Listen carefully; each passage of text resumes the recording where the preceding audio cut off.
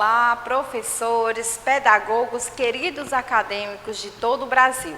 A nossa aula ela tem essa temática importantíssima que é justamente entrar no mundo da história da educação. Percebemos aí o quanto é importante para cada um de nós conhecer um pouquinho de como surgiu a educação em cada continente, em cada local, em cada país.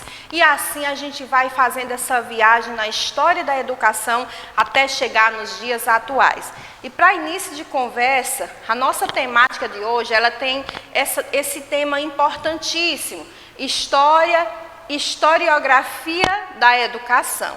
A gente vai começar a perceber as contribuições de alguns estudiosos, de alguns filósofos, sociólogos, que deram esse pontapé inicial para que assim a história da educação pudesse de fato abraçar e conhecer e transformar a vida das pessoas. Concepções de história.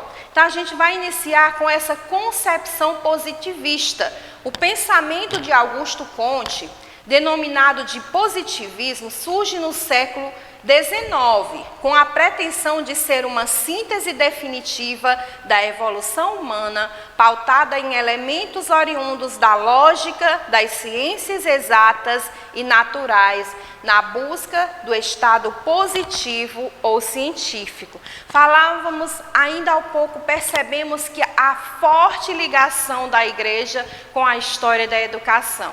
E agora a gente começa a conhecer uma outra concepção chamada de concepção positivista, que tem como mentor Augusto Comte, e assim ele vai nos proporcionar esse mundo das exatas, né, do ser natural, da busca do positivo ou do científico, aquilo que de fato seria comprovado. Tá? A gente começa a perceber que começa a ser implantado através dessa concepção positivista um sistema aí organizado de forma a perceber aquilo que de fato dá certo com aquilo que ainda vinha sendo frágil e assim então melhorar o sistema educacional. Concepção marxista. No marxismo, a história é determinada pelos meios de produção.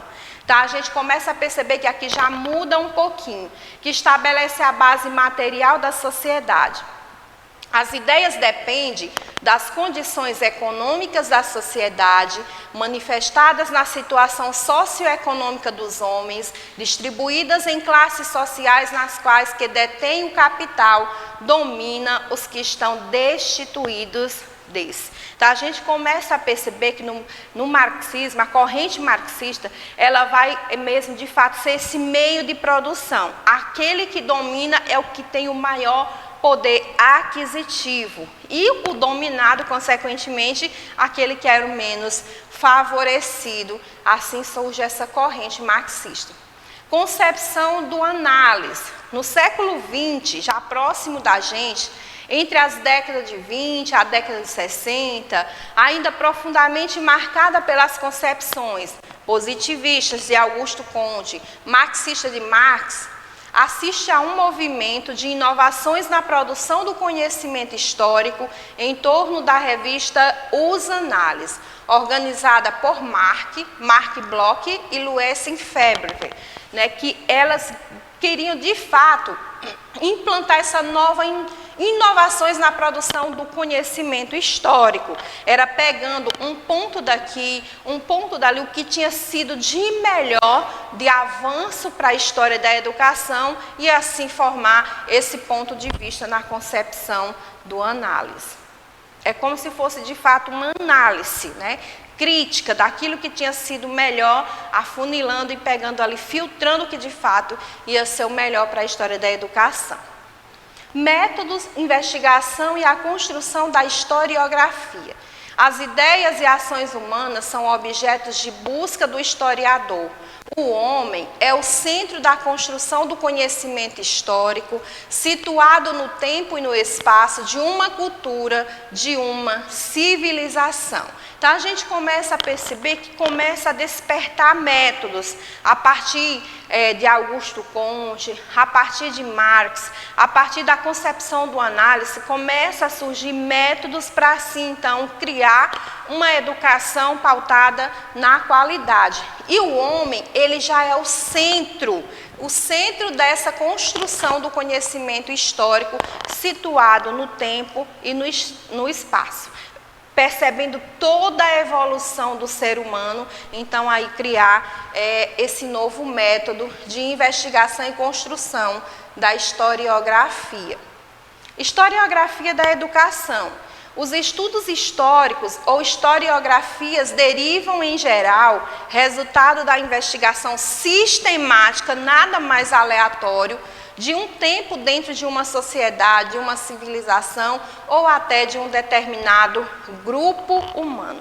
Percebendo aí então a evolução, que o ser humano não era nada estático, mas era algo inovador, que se mudava a partir de concepções de sociedades, de um pensamento, começou então a historiografia da educação, toda sistematizada. As principais fases do desenvolvimento das ideias educacionais. Na Antiguidade Oriental, já percebemos aí como foi que nasceu a educação no Oriente, então como é agora essas fases de desenvolvimento. Em documentos escritos que nos chegaram das mais antigas civilizações orientais, temos exemplos de que a educação institucionalizada se iniciou com a especialização das funções sociais, no sentido da profissionalização de atividades. Daqui começa a despertar e a sair daquela parte onde somente a família tinha a função de educar, mas agora começava a entrar pessoas especializadas, com diversas funções profissionalizadas para assim atuar no espaço escolar. Na Antiguidade Clássica, pela primeira vez na história, as ideias educacionais organizavam-se numa doutrina cujo objetivo não era justificar a prática, mas transformá-la, dando-lhe outro sentido e outra orientação. Surgia assim como que um reformismo filosófico da educação. Quando se fala nesse reformismo, é como se fosse mesmo uma reformulação, uma transformação a partir daquilo que tinha sido falho, melhorando e transformando num novo pensamento filosófico sobre a educação. Os pedagogos do cristianismo medieval. Por entre os conflitos e na contradição que caracteriza o mundo romano na época da decadência dos Césares, surgia pouco a pouco como uma esperança o cristianismo, religião de plebeus e escravos. A educação foi, portanto, o meio eficiente de consolidação do cristianismo como reforma ou transformação social. Aqui a gente começa a perceber que a classe popular ela começa a se misturar e começa a avançar para que consolidar através do cristianismo essa reforma da transformação social do ser humano.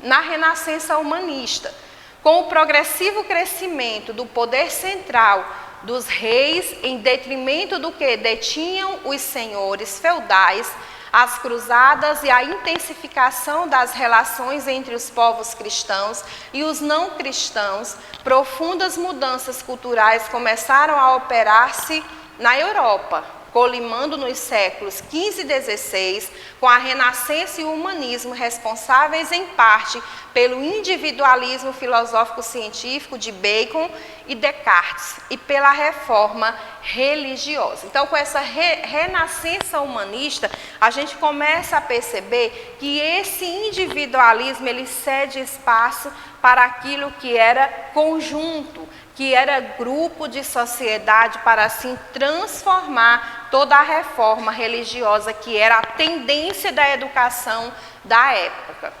A reforma protestante e as ideias educacionais. A gente começa a perceber que com o catolicismo, né, e a forte tendência da igreja em fomentar, assim, todo o espaço escolar, toda a história da educação, surge aí a reforma, né, da protestante e as ideias educacionais. Os mesmos fatores que, de modo geral e impreciso, invocamos para explicar o humanismo renascentista, servem também para explicar a reforma religiosa, mais conhecida sob o nome de protestantismo, porque sobre certos aspectos ela foi também uma renascença. Tudo que se protesta é porque vinha sendo falho. Então, o que acontecia? Pegava-se aquilo que estava sendo falho, fazia a crítica em cima para tentar melhorar o sistema educacional. A Contra-Reforma Católica. A história tem sido, até os nossos dias, uma atestante inevitável de que as mudanças e as reformas sociais não se operam sem lutas, sem contra-reações que, até certo ponto, atenuam os efeitos revolucionários ou reformantes, embora não os anule. Então, a gente começa a perceber que, através de fato, com essa palavra importante, operar sem lutas, né?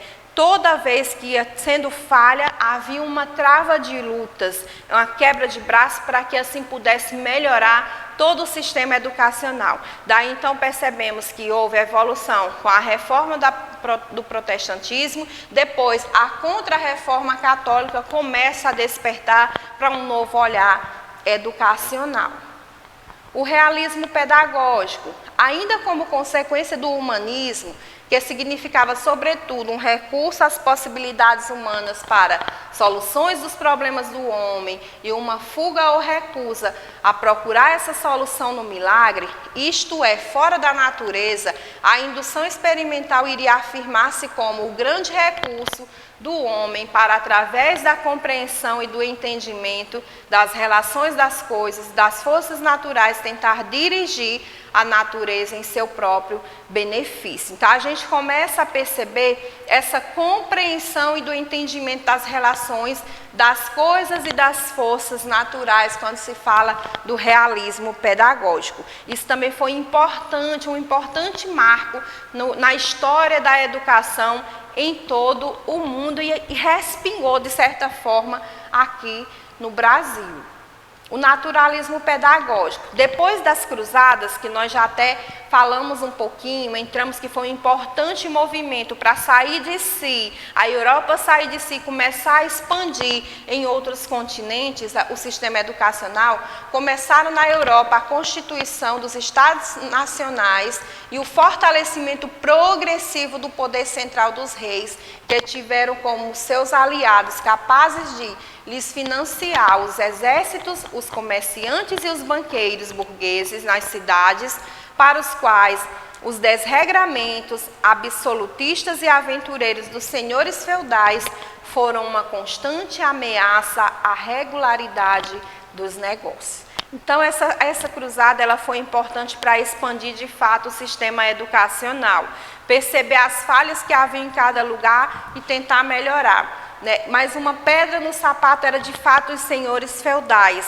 Quem lembra o que era o feudalismo? Era aquela política onde os senhores, donos das grandes fazendas, engenhos, eles comandavam todo o sistema que havia naquele lugar. E o que acontecia? Eles dominavam a classe mais pobre, a classe popular. E com essa dominação, o que acontecia? Eles implantavam o que eles queriam e desejavam, tudo em troca do que faltava na prática do dia a dia para a classe popular, que era uma alimentação, dormida, enfim, os grandes problemas da sociedade da época.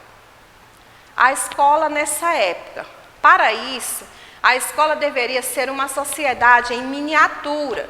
Considerou ainda os jogos e brinquedos uma atividade espontânea da criança, de valor altamente educativo. Então, nessa época, a gente começa a perceber que, assim como a Grécia, a educação da Grécia, dos gregos, os jogos, as atividades espontâneas usando o brinquedo, começa a ter esse cunho educativo, né? E que essa sociedade, né, ela era vista como essa escola em miniatura, que deveria crescer a cada dia mais. E aqui surge os chamados jardins de infância. Daí o chamado jardim de infância, que teriam por fim o objetivo principal conseguir dirigir a autoatividade da criança de menos de 6 anos para fins morais, sociais e educativos, né? Daqui então começa então as famílias ter esse apoio, esse ajuste no sistema educacional, na história da nossa educação através dos jardins de infância com esses fins, né? Morais e ensinar tudo aquilo que as crianças precisavam compreender, perceber a sociedade ao qual elas estavam inseridas e, enfim, adotar aí todos os cuidados educativos. E por aqui nós encerramos essa aula percebendo a importância da historiografia da nossa educação em vários pontos do mundo.